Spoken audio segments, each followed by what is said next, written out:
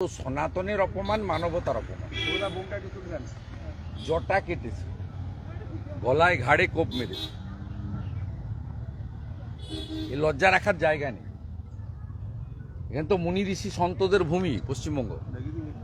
এখান থেকে স্বামী বিবেকানন্দ তো গেরুয়া বসন পরে পৃথিবীতে ভারতের স্থান সুউচ্চে তুলেছিলেন। এখানেই তো শ্রী চৈতন্য দেবের ভূমি, এই মাটি। এই মাটি থেকেই তো স্বামী প্রণবানন্দ সৃষ্টি হয়েছে। এই মাটি সন্ত সমাজের মাটি। সবাই রাজনীতির ঊর্ধ্বে উঠে সন্ত সমাজকে সম্মান করে, শ্রদ্ধা করে। তার জটা কাটা হয়েছে, গলায় কোপ দেওয়া হয়েছে। উনি তো কাউকে আঘাত করে কথা বলেন না, তিনি তার সনাতন ধর্মের পক্ষে প্রচার করেন। এতে আপত্তির কি আছে? মোথাবাড়িতে হিন্দুদের দোকান ভাঙা হয়েছে, নওদাতে হিন্দুদের পানের বরজ আগুন লাগিয়ে দেওয়া হয়েছে, বিভিন্ন জায়গায় হিন্দু মন্দিরে চুরি হচ্ছে, ভাঙা হচ্ছে, হিন্দুদের ধর্মীয় অনুষ্ঠান করতে গেলে পুলিশ বাধা দিচ্ছে, রামনবমীর গেট করতে গেলে বলছে বাধা দিচ্ছে।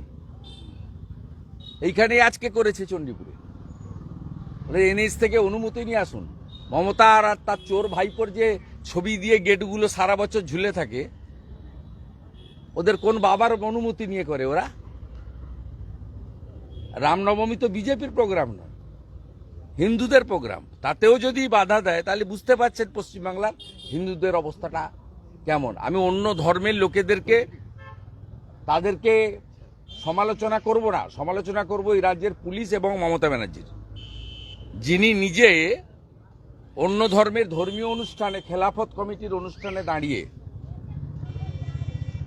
হিন্দু ধর্মকে গন্দা ধর্ম বলেন। তো পুলিশ তো উৎসাহিত হবেই। পুলিশ মন্ত্রী যদি হিন্দু ধর্মকে গন্দা মানে হিন্দিতে বাংলায় নোংরা,